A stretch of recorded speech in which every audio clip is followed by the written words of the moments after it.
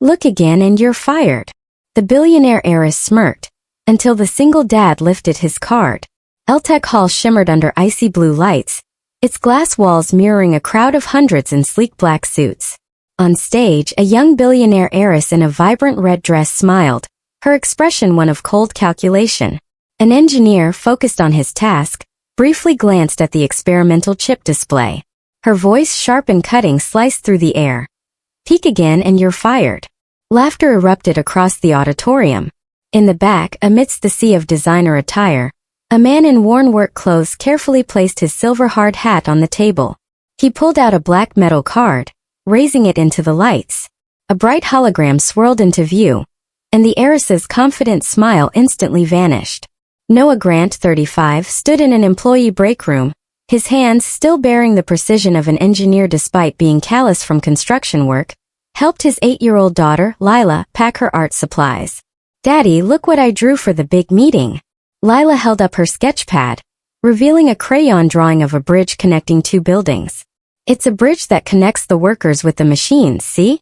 So everyone can understand each other better." Noah smiled, studying her innocent vision of cooperation between technology and humanity. "That's beautiful, sweetheart. Very thoughtful." 3 years had passed since Noah left his career as a hardware engineer at Vail Innovations. After his wife's unexpected death, he made the difficult choice to step away from the demanding tech world to focus on Lila. The construction job paid less, but offered the flexibility he needed. Tonight was different though.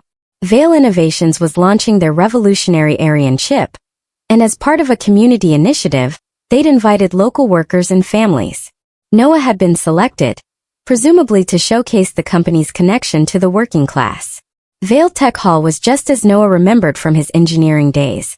Polished glass, pristine lighting, an atmosphere that radiated innovation and immense wealth. The stark contrast between his work clothes and the expensive suits around him was impossible to ignore. At the registration table, the PR coordinator eyed Noah with thinly veiled distaste. "Mr. Grant, our community representative tonight." She handed him a general audience badge and gestured toward the back. "We've reserved seats in the rear section. Your work attire is quite authentic for our diversity messaging, though it does stand out." Lila's small hand slipped into Noah's as they were directed to the very last row, far from the VIP section where investors and tech leaders mingled with champagne. "Daddy," Lila whispered, "why did that lady look at us funny?" "Some people judge others by their clothes, not their character," Noah replied softly, adjusting the silver hard hat he carried. It was a tool of his trade, but also something more personal, something Lila didn't yet understand. Inside the hard hat's lining, carefully protected, lay a black metal card, its existence known to very few. The legacy card, a relic from his past, from the days he'd helped design the very systems Vail Innovations was now celebrating. As they settled into their seats, cameras discreetly swept the community section, capturing diverse faces for the company's inclusive branding, yet offering no real voice. A production assistant approached their row. "Just a reminder, please keep conversations to a minimum during filming.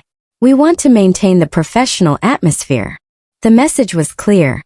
They were props expected to be seen, not heard. Lila clutched her sketch pad, gazing wide-eyed at the impressive tech displays. Her drawing of bridges and connections seemed almost naive in this environment of corporate power. Noah caught sight of Arya Vail, the young heiress who'd recently taken control from her father, reviewing her notes on stage. She moved with the ingrained confidence of someone who had never doubted her place in the world. The lights dimmed as Arya Vail, 26, took the stage, her movements fluid and assured, a woman born to power. "Ladies and gentlemen," she began, her voice perfectly clear through the cutting-edge sound system. "Tonight, we don't just launch a product. We launch the future." The presentation was flawless. Holographic displays, seamless transitions and tech demonstrations that drew gasps of amazement. The Aryan chip represented years of development and billions in investment. But Noah noticed something else from the back row. The company motto, proudly displayed on banners, read, "The future belongs to those who stay humble." The irony was sharp, given the condescending treatment he and Lila had just received. As demonstrations continued, Arya's gaze occasionally drifted to the back of the auditorium, her comments taking on a subtle personal edge. Innovation requires vision, she declared, gesturing to a holographic display. Some people are meant to create the future, while others are better suited to observe from a distance, without touching what they cannot truly understand. The cameras dutifully captured reaction shots, including a brief sweep of the community seating. A few chuckles rippled through the VIP section. The humiliation deepened during the Q&A.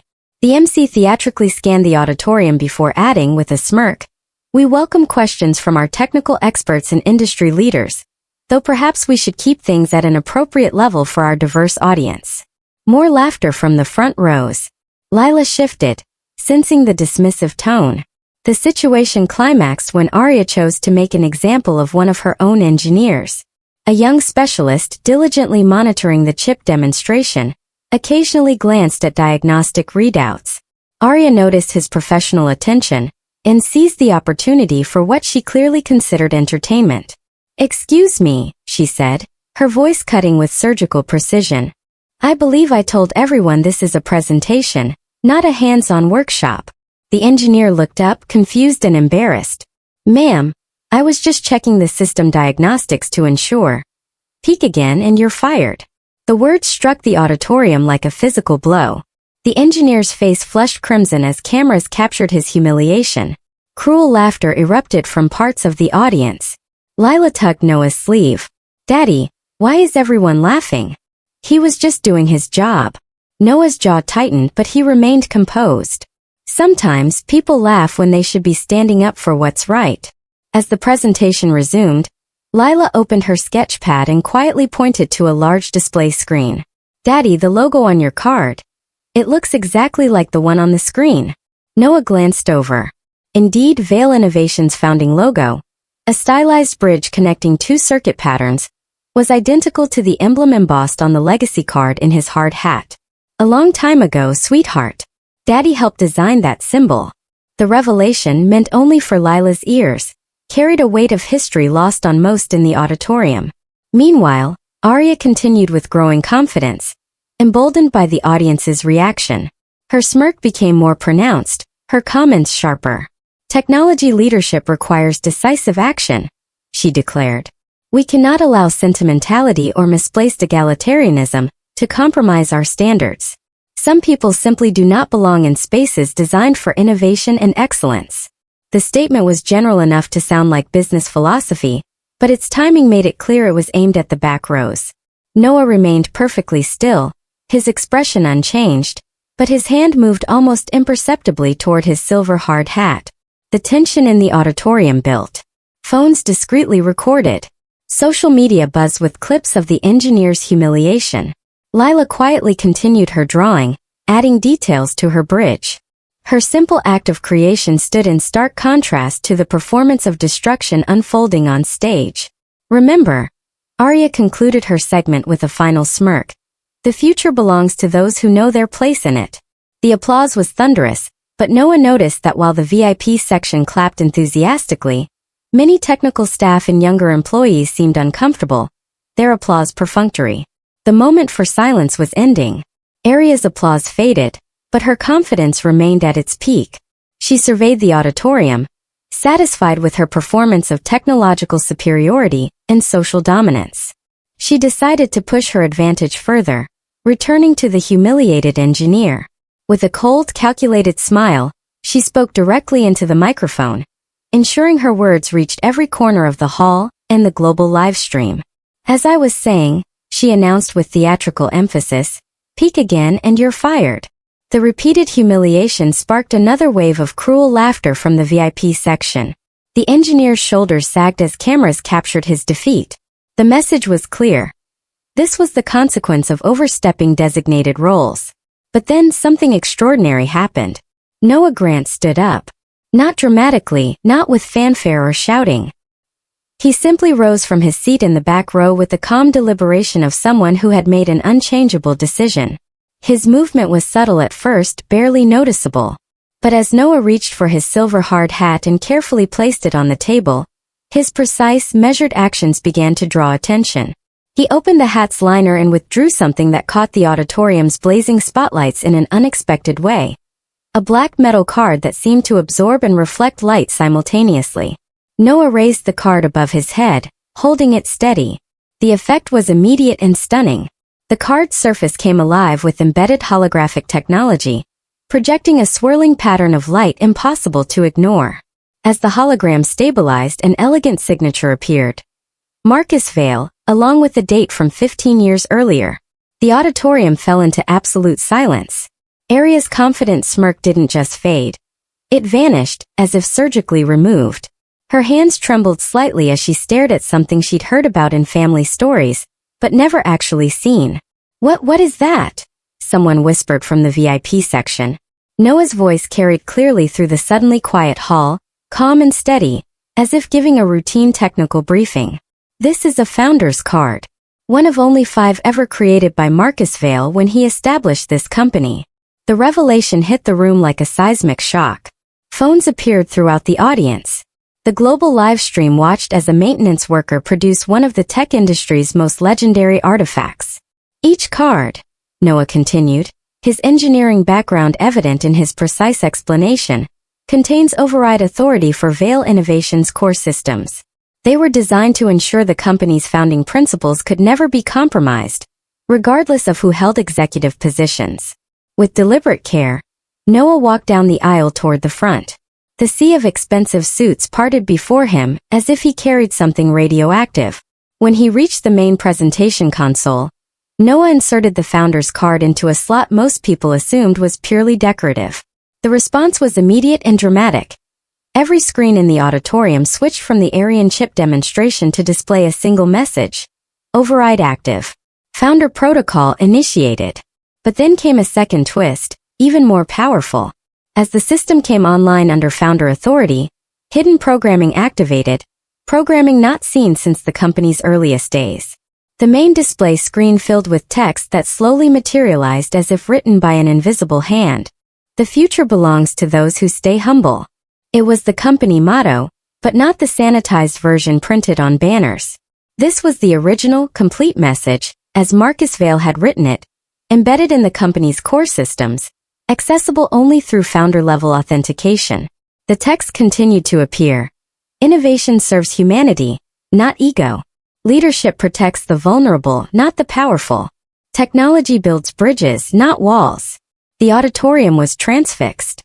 This wasn't just corporate messaging. It was the philosophical foundation of a company that had somehow lost its way. Arya stood frozen on stage, staring at words her father had programmed into the company's DNA, before she was old enough to understand their meaning. But Noah wasn't finished. He turned to face the audience, the founder's card still glowing in the console behind him. "A company that forgets humility," he said, his voice carrying the quiet authority of someone who understood the technology he was operating, "becomes blind to its own purpose." The words landed with devastating precision, not as an accusation, but as a simple statement of technical fact. From the back, Lila held up her sketch pad. The movement was small, barely noticeable, but the presentation system, now operating under founder protocols, somehow detected and amplified it. Lila's crayon drawing of a bridge appeared on the massive display screens throughout the hall, replacing corporate logos and technical specifications with a child's vision of connection and understanding. The contrast was breathtaking.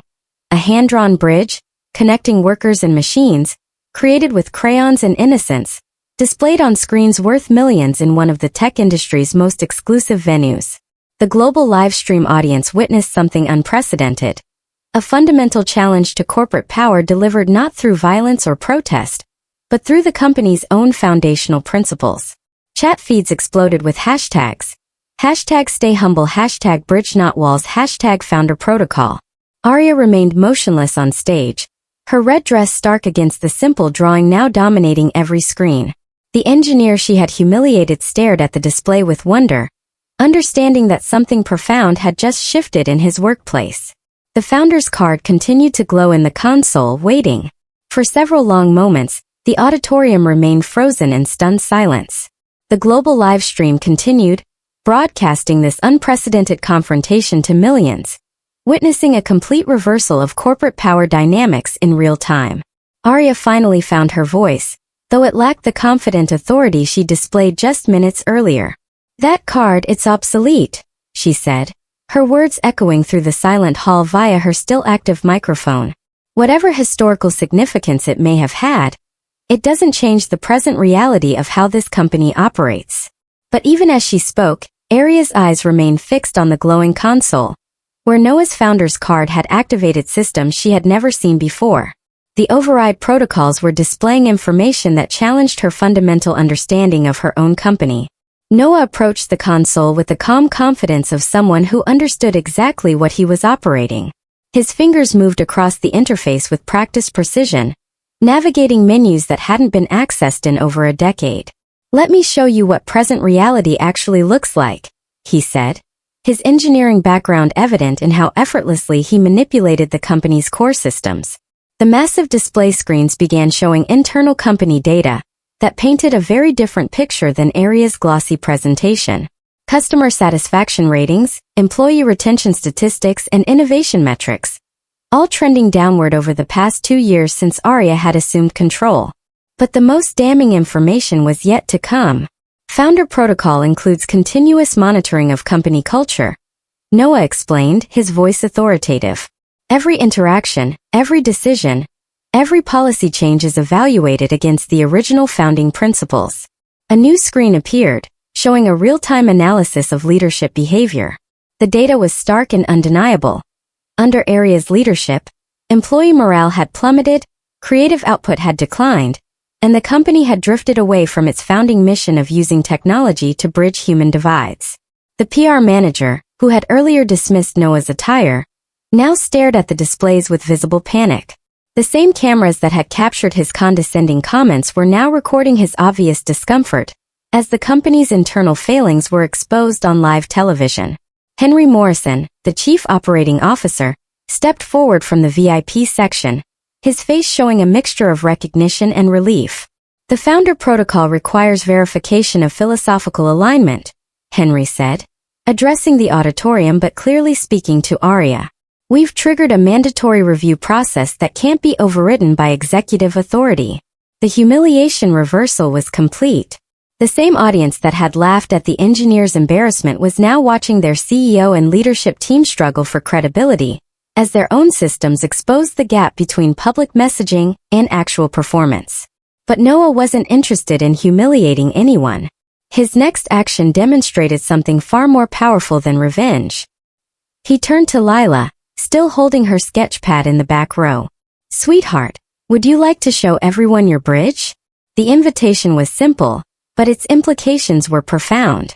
After an entire evening of being told that children should be seen and not heard, Noah was giving his daughter the most prominent platform in the tech industry. Lila walked down the aisle with the fearless confidence only children possess.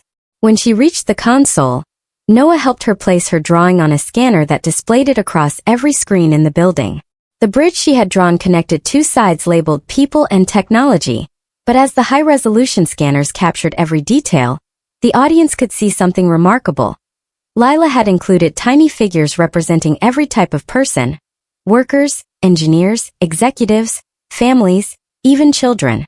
"I drew it so nobody gets left out," Lila explained, her young voice carrying clearly through the sound system. "Bridges work best when everyone can use them." The simplicity of her explanation stood in stark contrast to the corporate hierarchy that had been on display just minutes earlier. The global livestream chat exploded. #BridgeNotWalls began trending worldwide as viewers shared the image of a child's drawing that had captured something profound about technology's true purpose. Noah placed his hand gently on Lila's shoulder and spoke to the audience one final time. Marcus Vail designed this company to build bridges between human need and technological capability, not to create barriers between people based on their job titles or bank accounts. He gestured toward the founder's card, still glowing in the console. "This isn't about the past. It's about whether we choose to honor the principles that created something worthwhile, or abandon them for the ego gratification of feeling superior to others." Aria stood motionless on stage, her red dress a stark contrast to the simple work clothes Noah wore with quiet dignity. The engineer she had threatened with firing now stared at the displays with obvious admiration for the man who had defended him. The presentation had transformed from a corporate product launch into something unprecedented. A live demonstration of how foundational principles could challenge institutional power when wielded by someone who understood both the technology and the human values it was meant to serve. The auditorium remained silent, waiting to see if this confrontation would end with reconciliation or complete corporate transformation. The presentation officially ended, not with applause or celebration, but with a profound silence that spoke louder than any ovation. The corporate music that should have accompanied the closing credits never played. Noah approached the console where his founder's card continued to glow. He carefully removed it, but rather than returning it to his hard hat, he left it sitting openly on the presentation table. "The card stays here," he said quietly, "available to anyone who understands what it represents."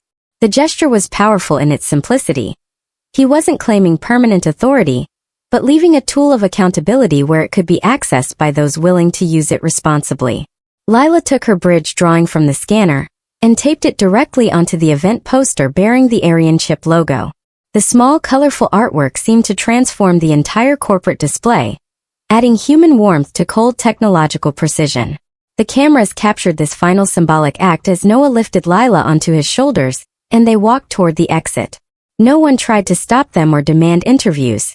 The father and daughter simply left the way they had come, quietly with dignity, letting their actions speak for themselves. Arya remained on stage, staring at the legacy card that now lay unguarded on the table. The screens throughout the auditorium still displayed the founder's original motto: "The future belongs to those who stay humble." The engineer who had been humiliated earlier cautiously approached the table, studying the card that had defended him when no one else would. Other technical staff began gathering around, drawn by curiosity about systems they had never known existed within their own company. Henry Morrison stepped forward from the VIP section. "We need to schedule that mandatory review," he said, his voice carrying new authority. "Starting tomorrow."